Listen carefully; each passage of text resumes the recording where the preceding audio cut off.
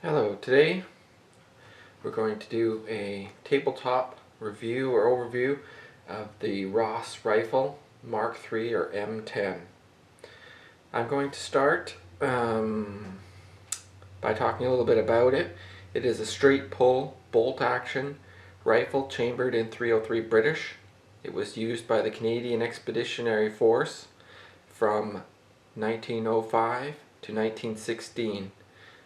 This was in the middle of World War I, and it was replaced by the Lee Enfield due to ongoing problems with the rifle. Starting at the back, you can see it has a steel butt plate and a brass trap door that holds a cleaning kit. It has two sling swivels and this canvas sling. This looks to be period correct. As rear aperture sight. So it has a notch sight here and then flips up and you can see it. You can use the aperture sight for longer distances, and it's adjustable for range here, up and down. So the safety's off. How this action works is straight pull. So just pull straight back and you can see that the chamber, the magazine is empty.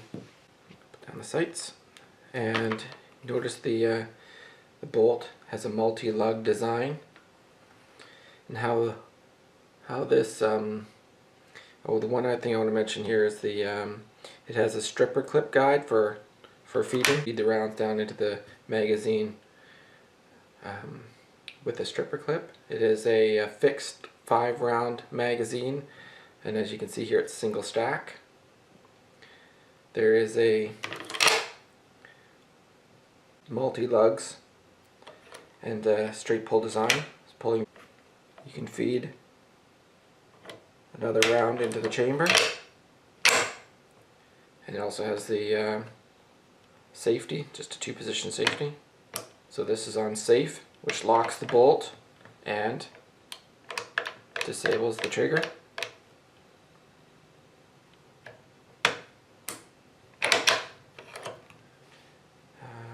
We have some markings here.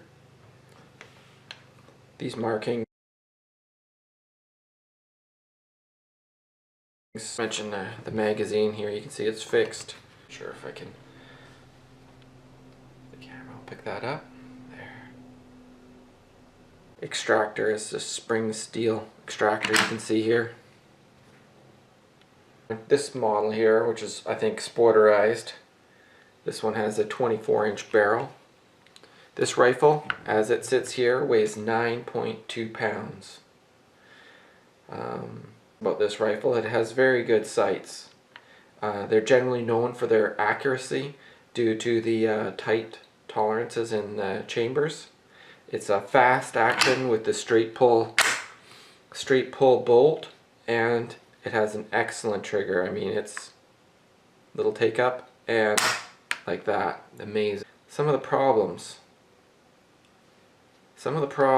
are that here's the bolt stop. It's a 3-position bolt stop. So this is cocked.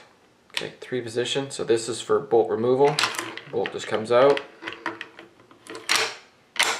And then this, interestingly, this up position is the magazine cutoff. And how this works is as you pull the bolt back, it stops the bolt from going all the way back so that you can single feed rounds while maintaining the rounds that are in the magazine. This rivet also prevents the bolt from being installed backwards, which is one of the problems that they experienced with this rifle. Was that if the bolt was installed backwards, you would slide it forward, it would go home, but the lugs wouldn't lock. And so when you fired, the bolt would come straight back and potentially maim or injure the shooter. One of the pluses was that it has a tight chamber, and one of the negatives as a battle rifle was the tight chamber. It needed clean and spec ammo. So if you had ammo that had loose tolerances, this rifle would jam, particularly when it heated up. The military model also had a longer barrel. Model came with a 30.25 inch barrel, and it had wood, a handguard on top. They were purportedly to weigh 9.9 pounds. This rifle is a heavy beast. Bolt heads were made from an inferior steel, a soft steel, and what was happening was they were deforming. And in fact, design was, as they were jamming, and so you would use more force, so as a soldier would do in the field, he'd want to get his rifle back in action as soon as possible. He would take his boot and just boot the action open, and it would slam down and it would hit the bolt stop. And what that was doing was, you can see here, it was hitting the back of this lug and deforming it. So every time that the rifle would jam and they would boot it open, and the force would slightly deform this lug, and then over time these things would become completely unusable due to that. And in fact, this one here, you can actually see there is some slight deformation on the this rear lug. And one other weakness was that these magazines, the early models, not this one, the earlier models, the magazine with the steel was made too light. It was too light a steel, and it was easily deformed. The reason that these never caught on as sporter rifles, even though they were quite accurate, they had good sights, they were easy to manipulate. Ammunition used to be quite commonly available here in Canada. But one of the things that I would have to say is the weight. I mean, you can get a Lee Enfield that was sporterized like this, and it probably would weigh at least a pound or more, be a pound or more lighter than this rifle.